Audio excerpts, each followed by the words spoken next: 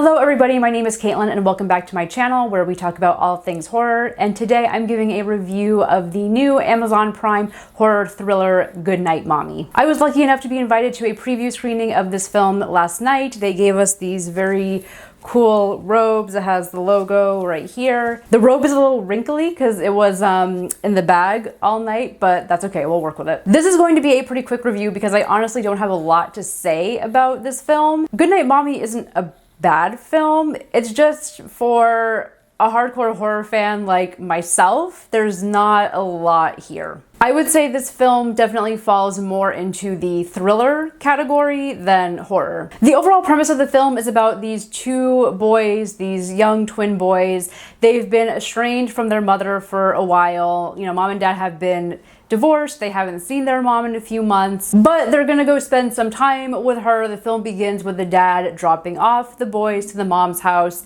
And when they get there, they discover that the mom has had some sort of surgery on her face. She has the bandage covering everything. All you see is her eyes and her mouth. It's very unsettling to them. And in addition to her weird looks, her behavior is also very erratic. She's not the loving mom that they remember. She's actually pretty cold towards them, abusive in some scenes, just very distant. And so the boys start to believe that the woman that they're living with is not their real mother, and the rest of the film is them trying to figure out what's going on. This title might seem familiar to you. This actually is an American remake of a 2014 film. I believe it's a German film of the same name. And I have to be honest here and say that I actually haven't seen the original film. I remember when it came out in 2014 and I remember thinking it looked really cool and creepy. And then once it got on streaming, it was always one of those films that was on my list to get around and see, but unfortunately I just never did. So it's hard for me to compare this new version to the original. And as is the case with most American remakes, my number one thought is, why does this movie exist? Why do we need to have English language versions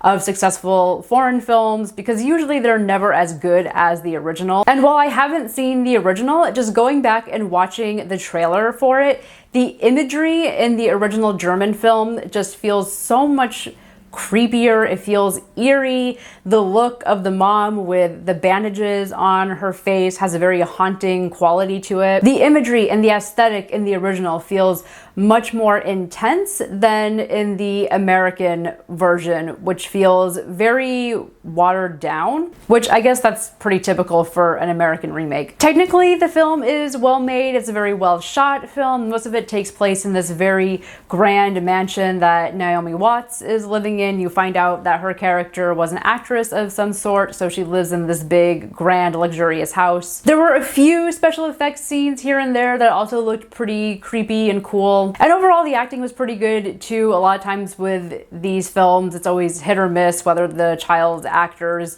nail it, but the kids here did pretty good. And Naomi Watts was fine. Honestly, they didn't give her a lot to do in this movie. I would say if you're in the mood to watch an American remake of a German language horror film starring Naomi Watts, I think Michael Haneke's Funny Games is the better option for you.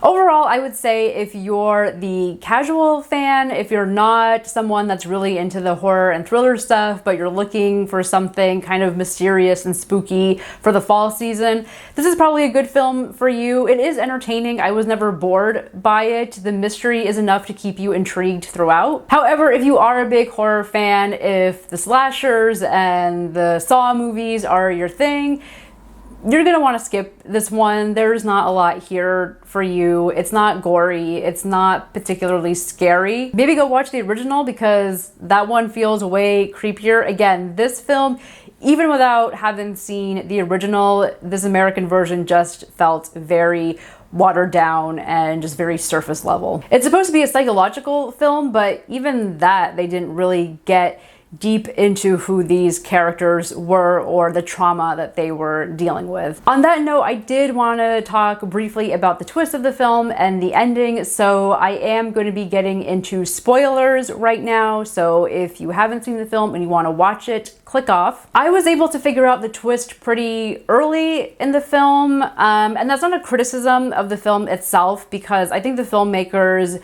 make it pretty obvious what the twist is. If you've seen the original film, the twist in this one is the same, where you find out that one of the twin brothers has actually been dead the whole time, and that it was his other brother that killed him, and the trauma of this incident caused the one brother to disassociate and imagine that his twin brother has been with him this whole time. So the film makes that pretty obvious, right? Even though you do see the twins together in the frame, most of the film is really from the one boy's perspective. You have the mom coming in and she's really only talking to the one kid. It's only these interactions between her and him. The other one's just kind of hanging out in the background.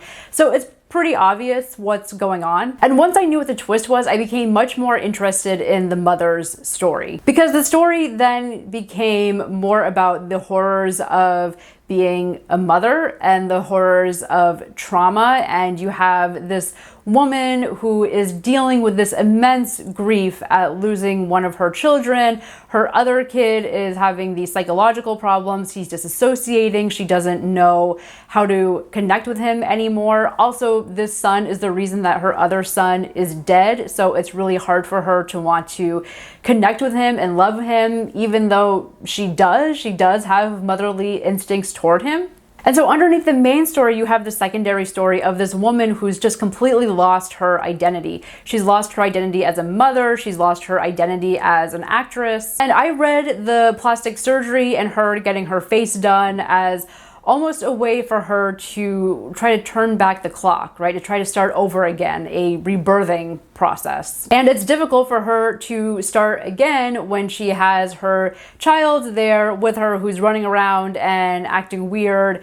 And it's just a constant reminder of all of the grief that she had to go through. So I was much more interested in the mom story, and I was really hoping that at some point the film was actually gonna switch perspectives. Like once we find out what's happening with the kid, the film was then gonna go to the mom's perspective, and we're gonna discover that she's actually been the hero this whole time, and it was the kid that's actually the antagonist. It doesn't do that. It sticks with the kid, and at a certain point the film gets really crazy, where you have the son actually tying up the mom and holding her hostage, which I was not expecting. But as the film goes on, as it wraps up and gets to its conclusion, overall, I just kind of lost interest in the kid. Like, I didn't really feel sorry for him anymore. I felt more sorry for the mom that he was torturing. This film ends in the same way that the original does, in which the kid kills the mom, and at that point, I really just lost all sympathy for the kid. But that's just me. I really wanted it to be the mom's story. I'm sure the original film probably handles this a lot better. This whole film moves at a pretty brisk pace, which normally is not a bad thing. The problem is that when you have a psychological story like this, it's nice to slow down in some scenes and let the narrative breathe and really get deep into the characters' psyches and who they are. So I felt like the psychological element was just not there as much as I think it needed to be for this type of film to work. So those are my quick thoughts on Goodnight Mommy, the Amazon Prime version.